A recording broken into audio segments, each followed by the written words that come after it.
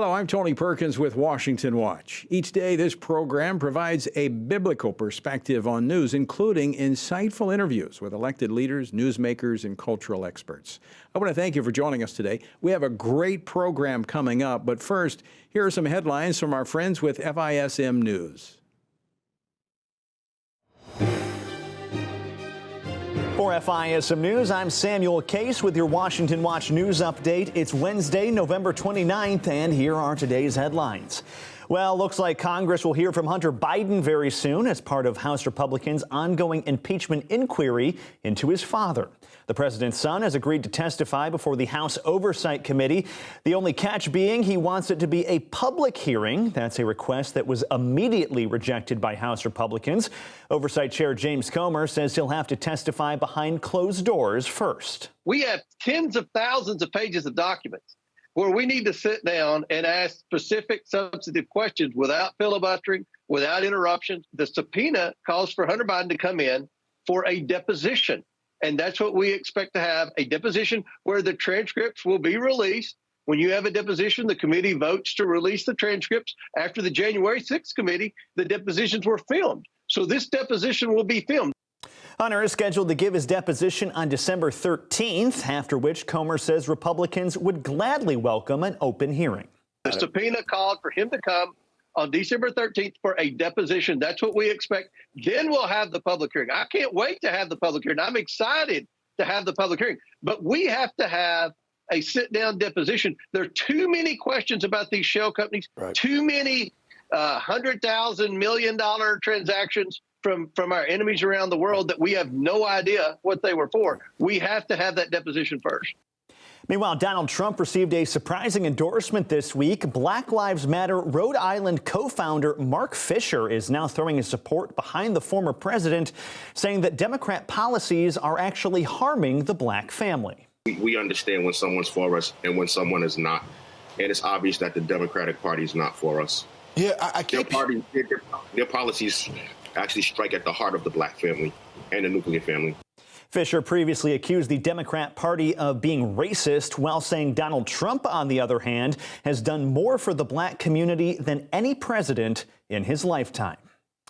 And shifting gears here to look at the situation in Israel, Hamas released 12 hostages yesterday on what was the fifth day of a Qatari-brokered ceasefire deal, bringing the total number of freed hostages up to 81, many of them now sharing horrific stories of their time in captivity. Hostages were reportedly beaten and forced to speak in whispers. One father tells CNN his daughter still spoke in whispers even after her release. Yeah, she's lost a lot of body weight. And the colour, I've never seen her so white. The other and the most shocking, disturbing part of the meeting was she was just whispering. Couldn't hear her. I had to put my ear on her lips, like this close. Meanwhile, the aunt of a recently freed 12-year-old boy says her nephew was beaten and even forced to watch videos of the October 7th massacre, during which his own father was shot. Director of the Israel Psychotrauma Center, Danny Brom, says it will take some time for the hostages to fully emotionally recover. People have to rebuild their trust in other people, because that is what you need when you are in severe distress. You need someone else to be able to trust and cry and feel guilty and feel anger and feel afraid, and then start again to go out to the world and try it out again and see that it doesn't happen again. More than 160 hostages still remain trapped in Gaza. The U.S. is pushing for another extension of the ceasefire, which is set to expire today. And with that, those are today's headlines from FISM News. Once again, I'm Samuel Case, and as always, you can catch our full show tonight, 5 p.m. Eastern Time on our website. It's fismnews.tv, fismnews.tv.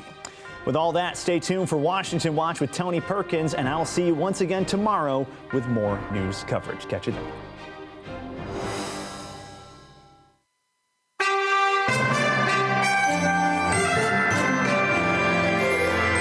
from the heart of our nation's capital, here's Family Research Council President Tony Perkins. Thanks for tuning in for this Wednesday edition of Washington Watch. Well, coming up, is the Biden administration's allegiance to abortion greater than its allegiance to a resourced and ready military? Guess what? We're going to find out very soon, as the National Defense Authorization Act, the NDAA, may be stopped in its tracks over the Biden administration's illegal funding of abortion travel. We're going to get the latest from Texas Congressman Chip Roy when he joins us in just a moment. It is becoming evident that the Biden administration is going to have a difficult time getting more money for Ukraine until there is an agreement to secure our southern border. We are going to secure the border. Nothing's going to get passed with regard to Ukraine unless this border is going to be secure. And it's going to be clear. It's not going to be, oh, we tried, we passed some BS that doesn't do anything. It will only happen if we have real border security to pass. That was Florida Senator Rick Scott at a press conference with the House Freedom Caucus and other Republican senators this afternoon. We're going to get the details later when we're joined by another senator who was there, Indiana Senator Mike Braun, joins us here on Washington Watch. There's growing concern that the pause being pushed by the Biden administration and others in Israel's war against Hamas in Gaza is only benefiting Hamas. Hamas doesn't care about the people in Gaza. All they are interested in is implementing Hitler's final solution. And nothing can change a genocidal ideology. It must be uprooted and eradicated. Every call for a ceasefire means Hamas gets to live to see another day, terrorizing Israelis and impoverishing Gazans. That was Gilad Erdan, the permanent representative of Israel to the United Nations. We're going to get the latest on the war in Israel from IDF spokesman Major Doron Spielman later on Washington Watch. Finally, preliminary data released by the National Center for Health Statistics show that suicides in the United States last year hit a record high. Nearly 50,000 people took their own lives in 2022. Now this, according to a provisional tally of the data. So who is at greatest risk and why? We're going to talk about that with Dr. Jennifer Bowens, director of the Center for Family Studies here at the Family Research Council. Our word for today comes from John chapter 10. The thief does not come except to steal and to kill and to destroy. I have come, Jesus said, that they may have life and they may have it more abundantly.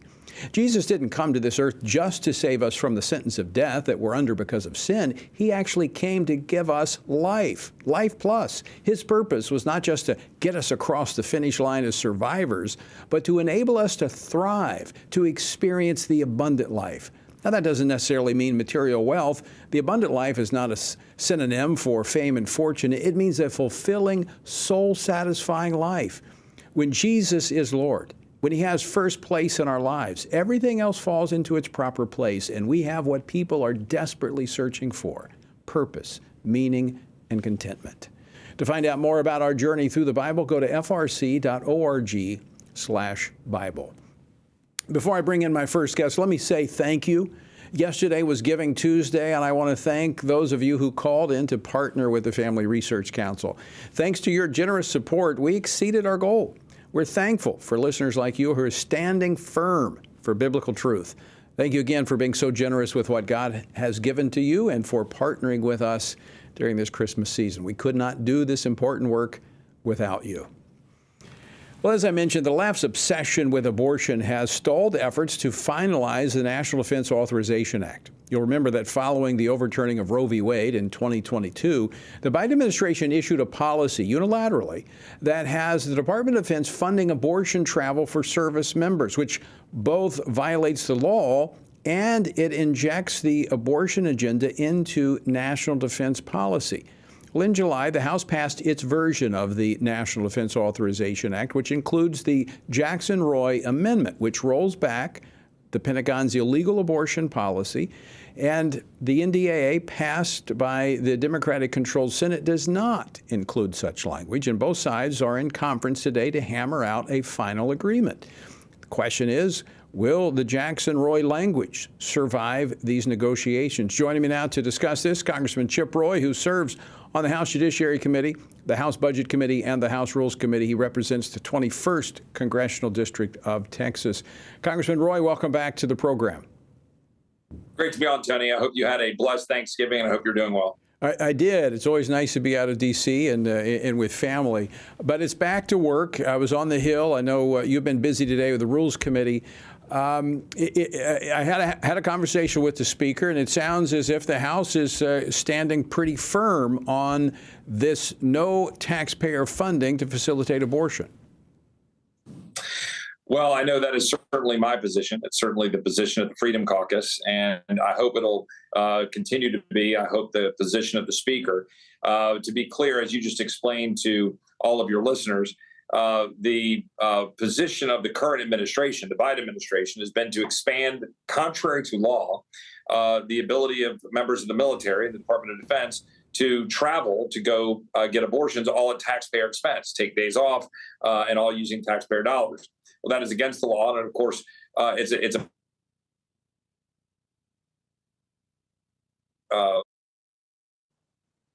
can you hear me, Tony? Yeah, you just dropped out there for a minute. Keep going. Okay, sorry. And so we worked, as you said, in July to pass in the National Defense Authorization Act limits on that to constrain the abuse of the law by the Biden administration. And unfortunately, they're trying to ignore that in the Senate.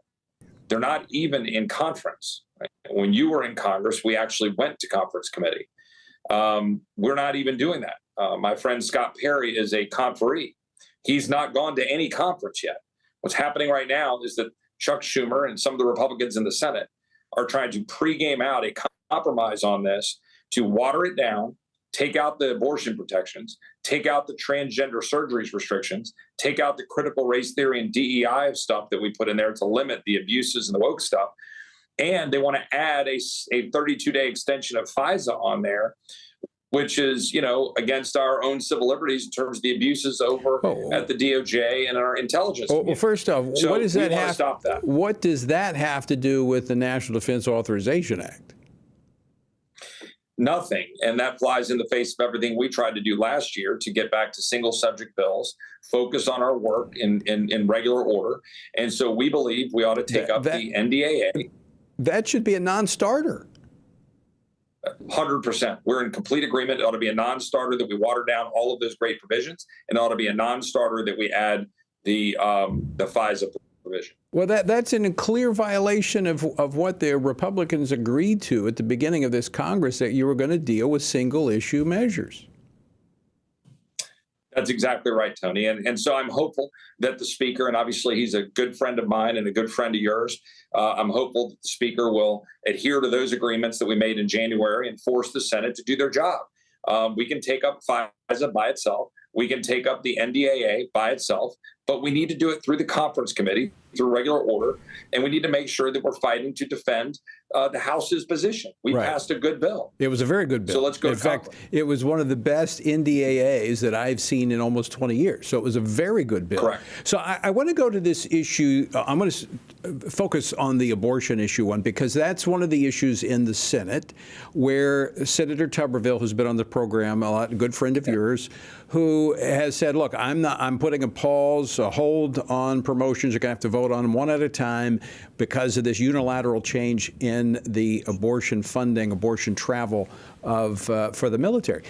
Is this not the off-ramp they've been looking at? Just adopt the NDAA as passed by the House that addresses this issue? This takes care of the promotion issue as well? 100%. And let's be clear to everyone out there listening.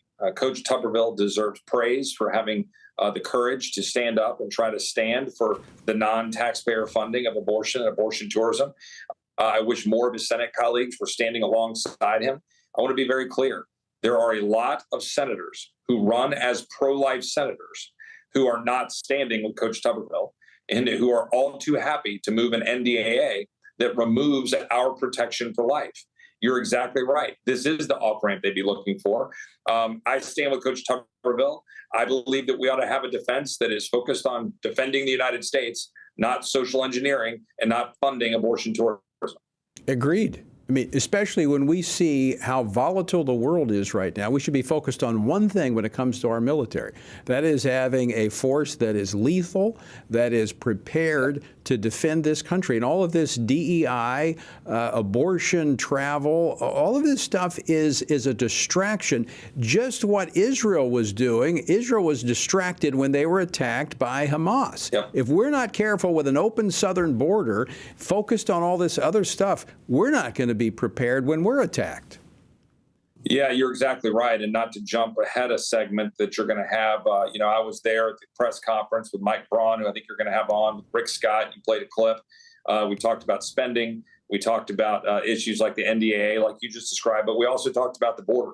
And I hope that there's no circumstance in which we will bring to the floor of the House anything for Ukraine until we've done what we are supposed to do to defend the border of the United States. And that means passing H.R. 2 out of the Senate, Joe Biden signing it into law, attaching metrics to it. If any dollar flows to Ukraine, it must come after the border to the United States is secure, and only then if it's transparent and mission focused. So we're going to stand on that wall defending what the American people sent us here to do. I get thanked all the time in Texas. I don't often get thanked in Congress, and that's exactly the way it ought to be. You're there to represent your constituents back in Texas, who I'm sure are very much in line with your positions, or you're in line with theirs. And by the way, we're going to help on this NDAA. The Family Research Council's announced that we're going to score this. In fact, I told the Speaker that today, that we're going to score this measure if the House language on ending this abortion travel is taken out. There's no reason.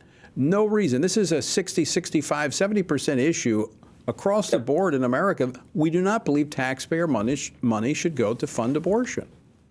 No, and Tony, this is really important, right? We won a major victory for life. It's not a political victory. It's a victory for life last summer through all of our works for the last 50 years to overturn Roe, because it's the right legal result and the right result for life. But right now, we should be doing everything we can to win minds and hearts. And I know that the vast majority of the American people, regardless of where they fall on the spectrum on abortion and different beliefs about it at birth or at 6 weeks or 15 weeks, right, the fact is they don't want taxpayer funding. They want us to stay focused on a military doing its job. So let's pull all that out. It's Democrats who want to politicize our defense. Well, and we're the ones who want to get it focused on its job. But I want to just for a moment, we're almost out of time here, but you mentioned the Republicans. There are some Republicans in the Senate that will not take a definitive stand on this, and they're the ones that are saying, a lot of them, after the Roe decision, after Roe was turned, the Dobbs decision, Roe overturned, that, well, the government doesn't have a role in this. The federal government doesn't have a role. It certainly does have a role when it comes to the funding of abortion. It should not be doing it. That's beyond question. And it has been a core principle for decades with respect to the Hyde Amendment and, generally speaking, with the defense, that we not do that. And Democrats are complaining that we're the ones injecting, social issues into this. No, they're the ones that injected cultural and social issues. And Coach Tuberville stood up. We stood up in the House. And dadgummit, the Senate needs to stand up. And I hope that Speaker Johnson will help us hold the line with the House passed bill from July. Well, we're with you. Agree 100%. Chip Roy, always great to see you. Thanks for fighting a good fight. You too. God bless, Tony. All right. Congressman Chip Roy of Texas. All right. Jot this number down, because this is where you come in, 202-224-3121. I'll talk more about it, but you need to call your congressman and your senator. Tell them to hold the line on no taxpayer funding for abortion. All right, don't go away. More Washington Watch straight ahead.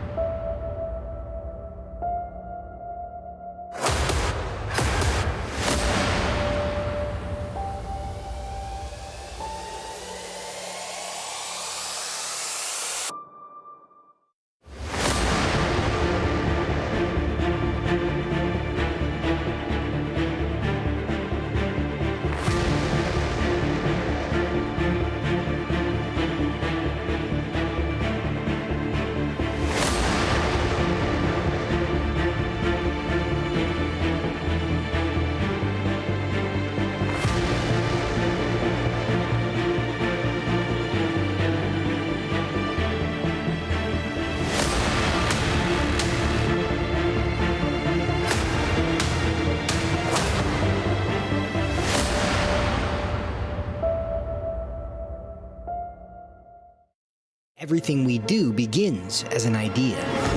Before there can be acts of courage, there must be the belief that some things are worth sacrificing for. Before there can be marriage, there is the idea that man should not be alone. Before there was freedom, there was the idea that individuals are created equal.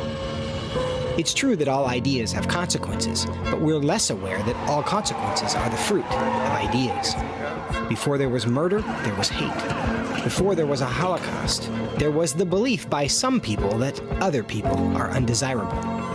Our beliefs determine our behavior, and our beliefs about life's biggest questions determine our worldview. Where did I come from?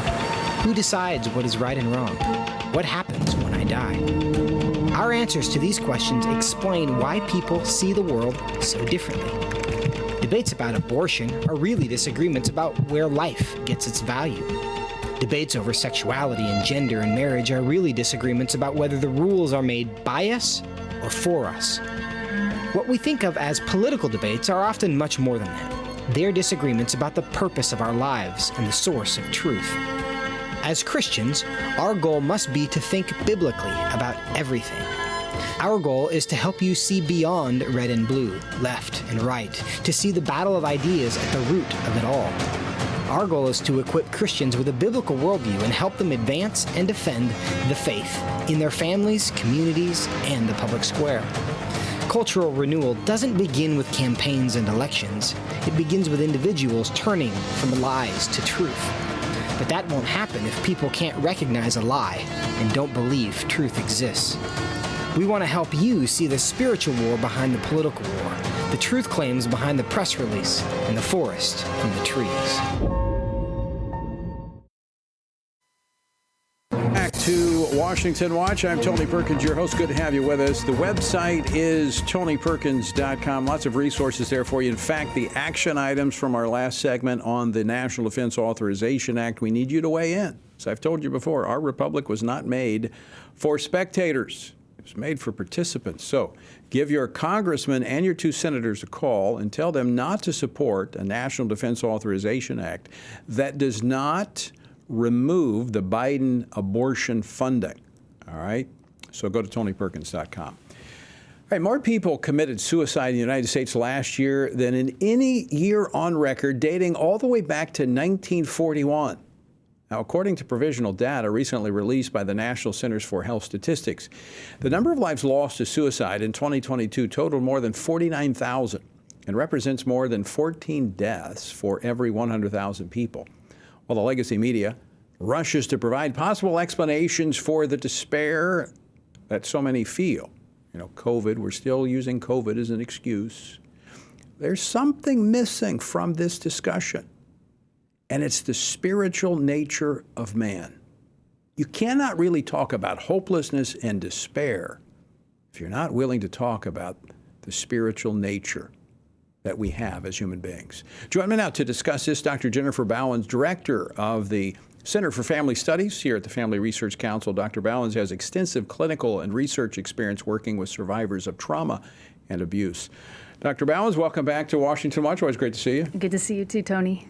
So I want to start off with, according to this data, it's pretty alarming. Mm-hmm. Who's at greatest risk? So we're looking at, there are a number of different ethnic groups, but we're kind of focused here on a group that we don't often think about, and that's males who are 75 and older. And, you know, you think, why on earth would this population, white males, 75 or older, be at risk for suicide? And I'll kind of draw this comparison, because when we look to some of the things that happen with post-traumatic stress, sometimes you see this age group, they may not show any symptoms until they start retiring, right? So they go into retirement, maybe they have a loss of a spouse or loss of relationships, a loss of meaning, right? They're not productive in that sense of what they've lived their whole life in. And so now they're faced with, what is my life about? And I think that, you know, whether we're talking about this age group or we're talking about just our whole world right now, is saying, what is life about? And we know that from the suicide literature that religion, social support, having a sense of meaning and purpose in life is very protective. It prevents people from committing suicide. They have a purpose. They have a purpose, and that's what we're not seeing happen in our world. But isn't that one of the big questions, one of the big 5 questions we ask in life? You know, why am I here? You know, where am I going? You know, what's my purpose? You know, in this, all of those questions are answered in a relationship with your Creator. And so I know, and I'm very open about this, I'm looking at this as a Christian and as a Bible-believing Christian, but when I look at all these articles that are, you know, sounding the alarm over this data, there's zero conversation about the spiritual nature of man. Yeah, even though the literature recognizes that having a spiritual belief or a religious affiliation is protective against suicide. And yet that's what we're seeing decline in our world. So we should be emphasizing that in every sector of our society is find a place of faith. So do you think, and I know you'd have to look and study all of this, but is there a connection between the marginalization and the exclusion of religion as a society and these rising rates of suicide, depression, anxiety? You know, there has to be.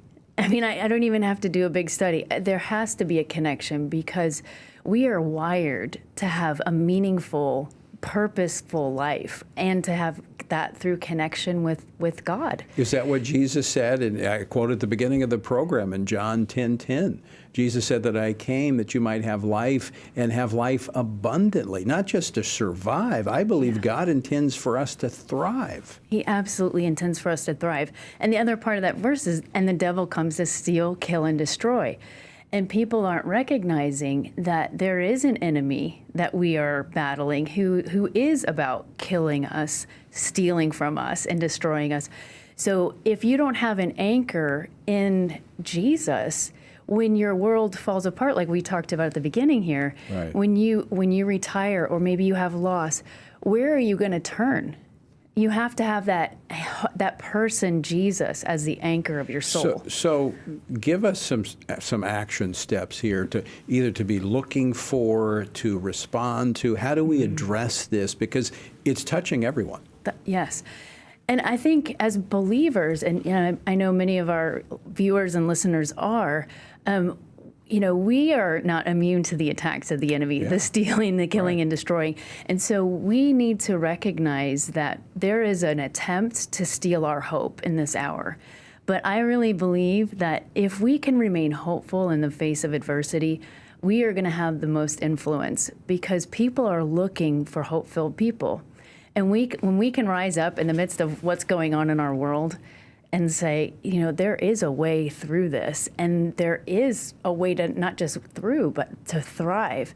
And we can only get that in connection to the Holy Spirit. That's not something that we can drum up, but that comes through relationship with Jesus. And because He is hope, and if we're not anchored in that hope, we can't offer that hope. And we know Him through His Word. And as Christians, as believers, we need to be in that Word because that's really what I think I would say even inoculates us to the attacks of the enemy, the hopelessness, the despair that often comes on everybody in this world. Yeah.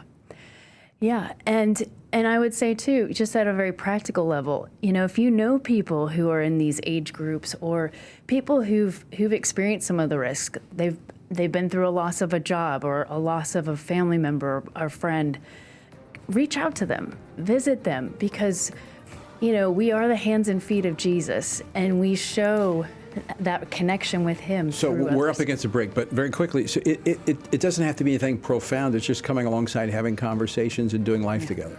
Absolutely. It's not complicated. Yeah. I know a lot of people are always hesitant. I just don't know what to say. Just go have a cup of coffee. Yeah, presence. Yeah. Be present. Presence. Very good. Jennifer, always great to talk with you. You too. Thanks for stopping in. All right. See you later. All right, folks, we're going to come back on the other side of the break. We're going to get an update from Israel. We're going to be talking to a spokesman for the Israeli Defense Force, giving us an update on what is happening in the effort to eliminate Hamas and the threat to Israel. That's next. Don't go away. We're back after this.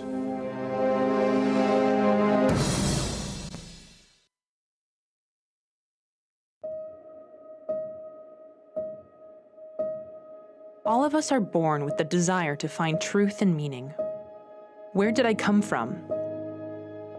What happens when I die? While our answers to these questions may divide us, we are united in our need for the freedom to answer life's biggest questions and make life's biggest decisions for ourselves. That's why religious freedom matters for everyone. Religious freedom matters because the powerful have long wanted to control those who are less powerful. Religious freedom matters because the freedom of those who are different is often threatened by those who believe different is dangerous. Leah Sheribu, a Christian teenager in Nigeria, remains a captive of Boko Haram for her refusal to renounce her Christian faith. Chinese pastor Wang Yi is serving a 9-year sentence for speaking publicly against the Chinese government. All of this because people in power decided different is dangerous. At the Center for Religious Liberty at Family Research Council, we promote religious freedom for everyone because the only alternative is religious freedom for no one. We encourage Americans and the American government to engage and advocate for the persecuted, and they do. We work every day to bring good news to the afflicted, to proclaim liberty to captives and freedom to prisoners. We do it because that's what Jesus does. We work to give freedom to others because we ourselves have been set free.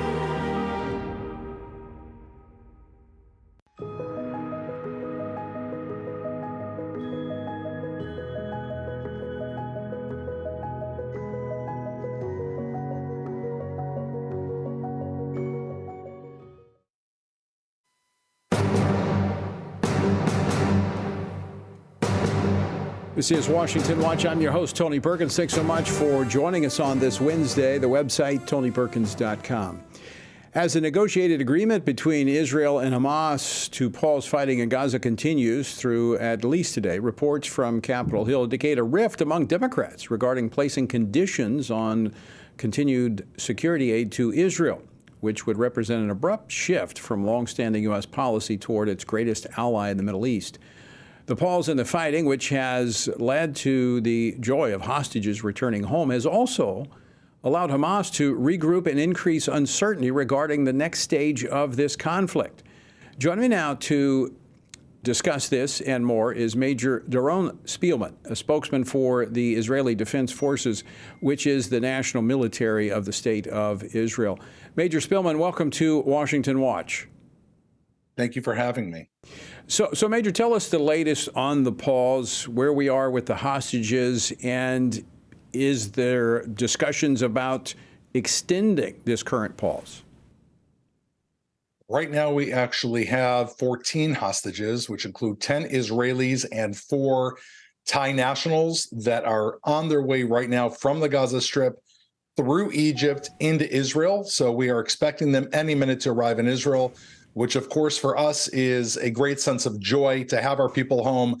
This should include children, these innocent little children who were taken hostages, and a number of their mothers. So this really is a ray of light. However, the dark clouds of Hamas are still over us, and we know that we have more than 150 hostages currently in the Gaza Strip, and God knows where, inside tunnels deep underneath the ground, possibly malnourished. We don't know who's alive. We don't know who isn't alive. And these people are also our top priority. We are going to bring these people home. Currently, within the framework that we've established, we are now in the 6th day of this receiving home of our hostages. We're also releasing convicted Palestinian felons, including some who've committed some really despicable crimes. But this is part of the price we're paying in order to get our people home.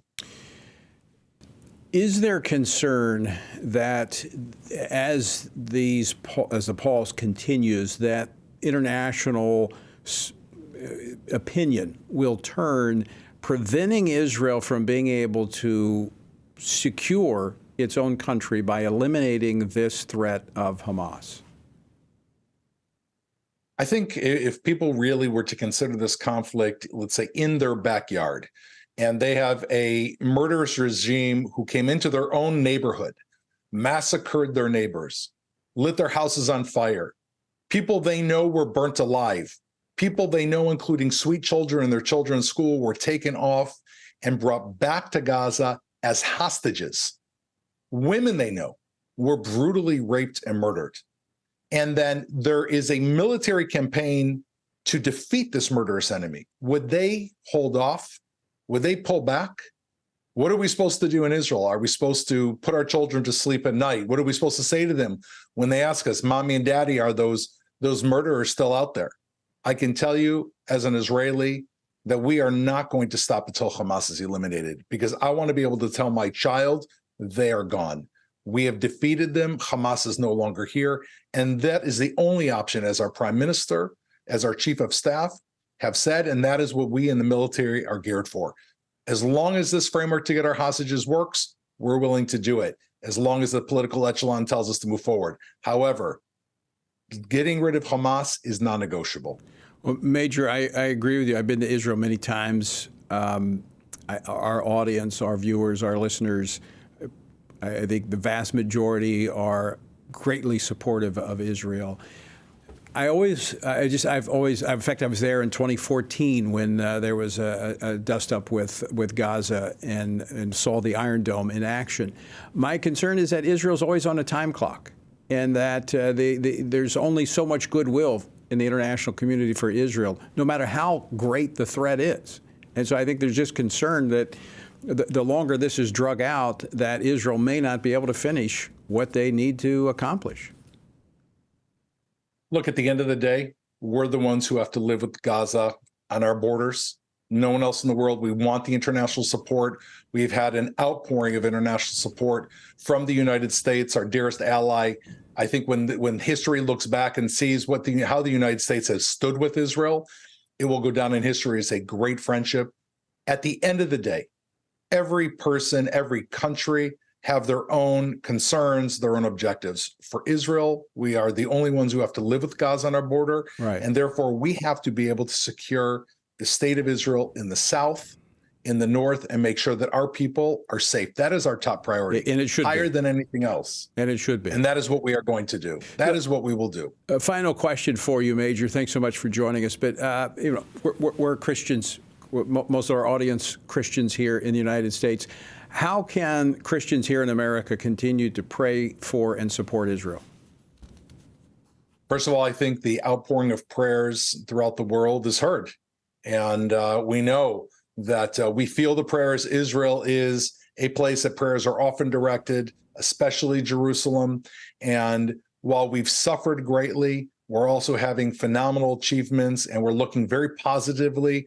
After 2,000 years of the Jewish people having no army, having been exiled from the state of Israel, we're back in Israel. We have an army finally to defend us, the Israeli Defense Forces, and we're going to succeed in what we're doing. And all the thoughts and all the prayers and all the support is not only greatly needed, it's felt. And that feeling gives us strength both in the battlefield and when we're home with our families, and in everything we're doing to keep the state of Israel alive and well. Well, Major, we are praying for the peace not only of Jerusalem, but all of Israel. And we hope that that peace comes quickly. Thanks so much for joining us today. Thank you. All right, folks, we do. We need to keep praying. Pray for the peace of Israel. All right, don't go away. We're back with more Washington Watch on the other side of the break.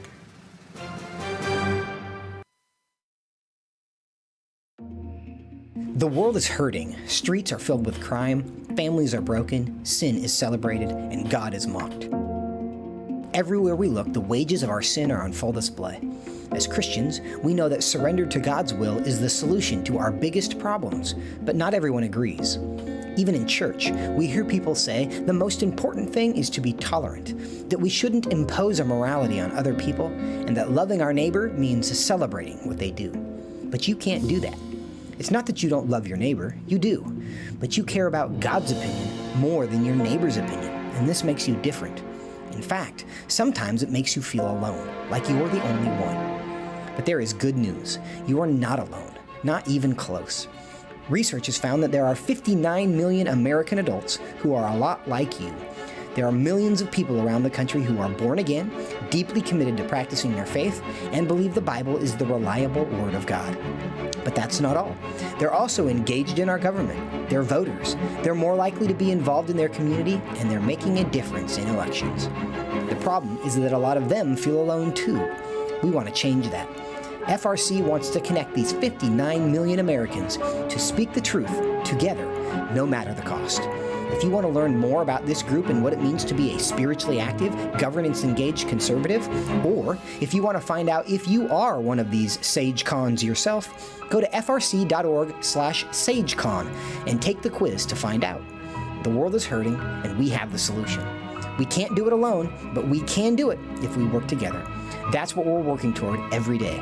Join us. Go to frc.org/SAGECON, SageCon, to learn more.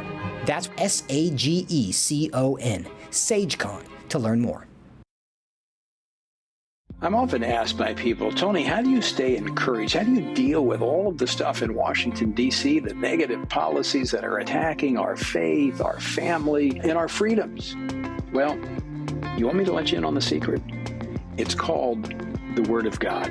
And that is why the Family Research Council embarked on Stand on the Word, a 2-year journey through the Bible. It's a chronological Bible reading plan with just 10 to 15 minutes a day. In 2 years, you will have covered the entire Bible. And to go along with this, Monday through Friday, I do a morning devotional that goes along with the reading of the day. It's all designed to encourage you on this journey because the Word of God, as the psalmist said, in my affliction, here's my comfort.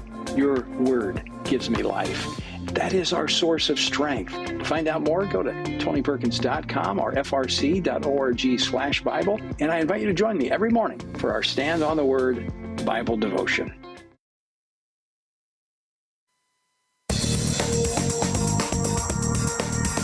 Welcome back to Washington Watch. All right, again, let me give you the Capitol switchboard number, 202-224-3121.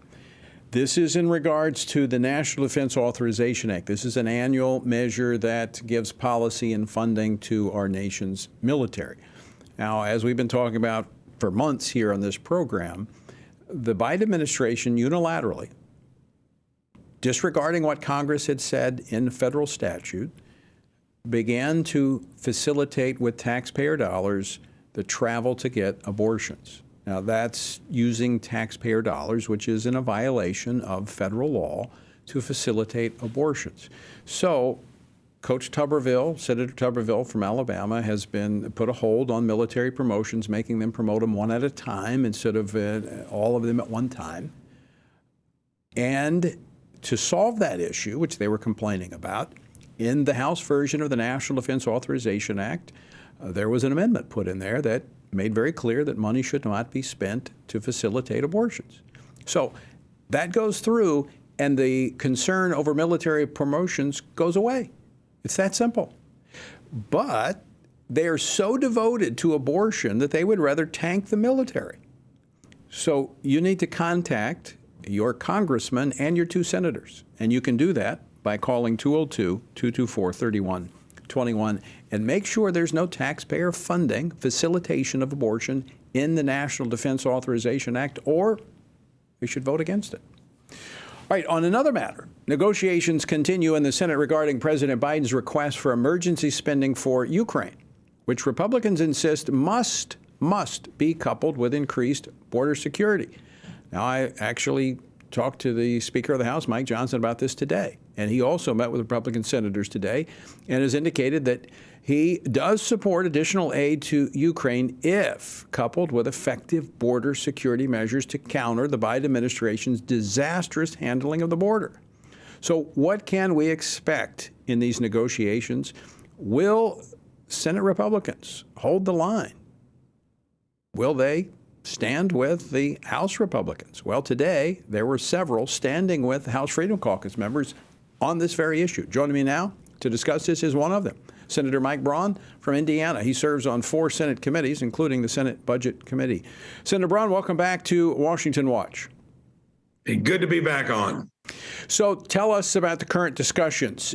Sounded pretty resolute at the press conference today that some Republicans are dug in on this. No Ukraine spending without an overhaul of border security. Well, let me give you kind of a general overview of the kind of a dynamic that has changed. And this goes back maybe at least a year ago, where many conservatives in the Senate were starting to flex their muscles a little bit. In other words, not going along with what gets orchestrated behind closed doors, generally not in line with our own point of view. A few of us were on stage today with the stalwarts over in the House. So this is something that I haven't seen in the 5 years I've been here. So that's good news in general.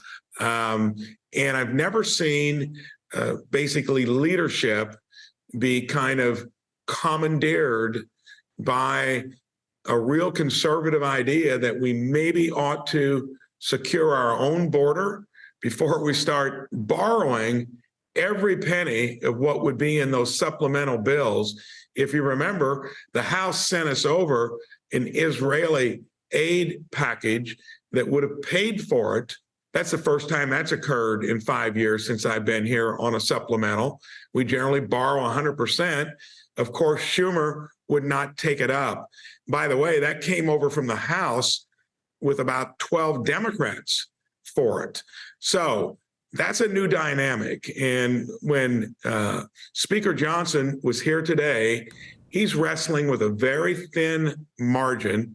It's not going to be easy for him to get this stuff through, but we on the conservative side in the Senate steering committee, and that number is growing too, by the way, we're finally coalescing around something to where it's the first time I've seen a real issue that's important to conservatives leapfrog in front of the typical borrowing and spending that we do behind closed doors, and that would be these supplemental foreign aid bills. The Israeli package has got near unanimity. The Ukrainian package, not the case. You got a Taiwan package in there. Generally, that all gets done. 10 to 12 Republicans go along with every Democrat. It's a fait accompli. It's a different dynamic this time. So, Senator Braun, let's talk a little bit specifics when it comes to the border, because the Biden administration actually requested more funding for border, but it's really not a funding issue. I mean, if you're just going to hire more border agents, give them a pay raise, add a little more technology, if you don't change your policies, what are you going to fix? And that is actually even worse because that was deceptive, asking for more to complete a border wall that should have been done a long time ago. Then they did it. I think they spin it both ways. To their own base, they said, well, we had to do it. And then to the middle, which is getting increasingly disgruntled with the open border policy, they try to spin it a different way. So, yes, well-made point. Until the policies change, and that's not too difficult, go to what was working in the Trump administration. We were down to record low crossings. There wasn't even a category called gotaways then. And they have gambled that long-term politically, every illegal immigrant will become a voter someday. It's all starting to fall apart. But still, I've never seen us do anything that would take it to this level of to where if we don't get substantive border reform policies, then you're not going to get to these other supplemental spending bills. That is different. Hopefully, Johnson will hold firm. Hopefully, we will do what our caucus said, is we won't grant any cloture votes to end debate until we get that substantive border reform. We'll see. I want to play a clip from Vice President Harris. She was, this was today, she was talking about the border. You made reference to the Trump administration and the policies they had in place. I was actually there after the Remain in Mexico policy was put in place, and it was like a ghost town. She's actually blaming the Trump administration for the current immigration problem. Play clip number 8. It's no surprise to anyone here that our immigration system is broken. It is. And one could talk about what happened over the previous 4 years before we came in terms of what may have been an intent to break our immigration system, but it needs to be repaired, and we are working on that. I mean, did it live in a fantasy world? You know, it's always impressed me by them in terms of how they think they own Madison Avenue. They can take anything, and they get most of the media to either say nothing or go along with them. But no, the proof is in the pudding here. The numbers were down to 15 to 20,000 illegal crossings right there before the Biden administration took over. And now it's 200,000 a month with 60,000 gotaways. You cannot spin that any way other than it's chaos. They still are giving it lip service mostly, but it is starting to show up among independents that the border, along with this sugar high economy they've created with inflation, are going to be two issues that aren't going to go away. The one they can control is probably the border. They'll do it with lip service and kind of fake moves, but we'll hold them accountable. They can't get by with trying to shade that in a different direction. The economy is actually in a place where I don't know what they can do with it. When you unleash all that fiscal dump and stimulus, and then you back it up with monetary policy, they know they can't control that necessarily. They're starting to go into the border because they're getting hit from both issues. Yeah, and it's clearly they're feeling the pressure on this. And I would agree with your statement earlier when it comes to the Republicans coming together and actually this synergy that's beginning to take place between the House and the Senate on real border security efforts. It is encouraging to see. You mentioned Israel and the supplemental funding. Reports that there's division now among Democrats on Israel because some want to put conditions on that funding. They want to parrot, as they do, here in the United States, domestic spending. They want humanitarian spending to be increased as we give Israel more funds to defend themselves. And they also want a promise that it's going to reduce civilian casualties. Israel will reduce civilian casualties. Hamas is the one that's not letting people go. So what is going to be the outcome there when it comes to support for Israel? Well, that can get through the gate over there because even with a 2 to 4 vote margin, I think you're going to have most Republicans 100% on board there. That already came from the House to us. The whole play there will be in the Senate. And by the way, if it wasn't for Speaker Johnson and the crew of Freedom Caucus members over there, none of this would be occurring in terms of coalescing around it coming from the House. So here, what you mentioned, there is discord among Democrats. I don't know you'll see much of that in the Senate. There will be, but when it comes to the Israeli aid, I think regardless of whether they don't like it or not, we can still get that from the House over to the Senate. Then it'll be a question, what does Schumer do with it? Because we would need 11 Democrats to go along with whatever the House sends over. So if it's enough discord over there on the progressive side, that could impact what Schumer decides to do, but it's still in the total calculus of what independents are now starting to say in the political marketplace, and they don't like either the border or the economy. That will be taken into consideration. Maybe they'll do something they don't want to do. It remains to be seen. The dynamics are very interesting. And you're right. There may be some things that they're forced to do, and I actually think the border security is one of them. They don't want to touch it. They don't want to do it, but they're going to be forced to if they want this additional funding for Ukraine. Senator Brunn, I want to thank you for joining us. Always great to see you. thanks so much for standing firm there in the Senate. My pleasure to be on, and I will keep doing that. All right. Senator Mike Braun of Indiana. All right, I want to bring in Matt Carpenter from FRC Action very quickly as we wrap up today's program, because it's interesting that we're seeing movement away from the Biden administration, from President Biden himself, that a lot of his policies, the polling has reflected that there's a movement away. The latest national poll by NBC News shows President Biden's approval rating dropping to its lowest level since he took office. And strong majorities of all voters disapprove of his handling of foreign policy, among other areas. So the landscape has changed quite a bit ahead of the 2024 presidential election.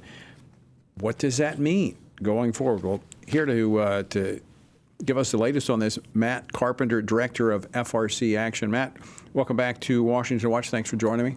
Thanks for having me, Tony. So what jumped out at you about this the latest poll on the approval rating of President Biden?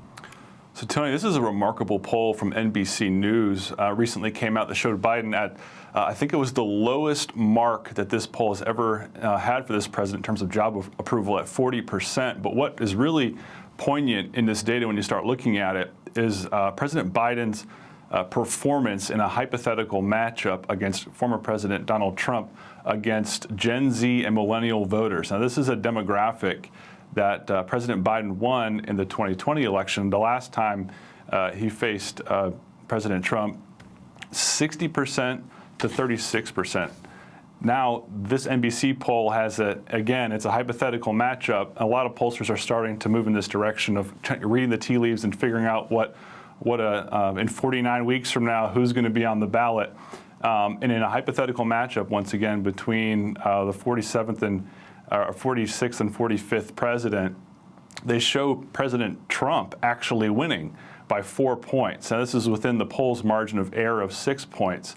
But still, that's a 20-point swing among voters who are trying to get a foothold to start their lives. They're trying to start families. They're trying to buy houses. And so I think they're looking around at the options available to them, and they're souring on the Biden administration. Is a lot of that being driven by the economy, the economic situation? It is primarily driven by the economic situation. Housing, you look at mortgage rates, they're on the rise. You look at inflation, I think it's 18% up. I could be wrong on that. But across the board, some of these basic economic benchmarks that young people are hoping to do, they're hoping to get out there and start a family. They're hoping to get married. They're hoping to buy a home and get a good paying job. And it's just becoming harder and harder for them. Hard to do in this economy. Matt Carpenter, thanks so much for joining us. Thanks for having me, Tony. And folks, I want to thank you for joining us as well. And remember, the website, TonyPerkins.com, that's where you can find your action items, your homework. Until next time, I leave you once again with the encouraging words of the Apostle Paul, found in Ephesians chapter 6, verse 18. Starts in verse 18. Be strong in the Lord and the power of his might. But what you want to do is you want to take your stand, and you want to keep standing no matter what. Washington Watch with Tony Perkins is brought to you by Family Research Council and is entirely listener-supported. Portions of the show discussing candidates are brought to you by Family Research Council Action. For more information on anything you've heard today, or to find out how you can partner with us in our ongoing efforts to promote faith, family, and freedom, visit TonyPerkins.com. Also, to leave a comment about Washington Watch, call our watch line at 1-866-372-7234. That's 1-866-372-7234.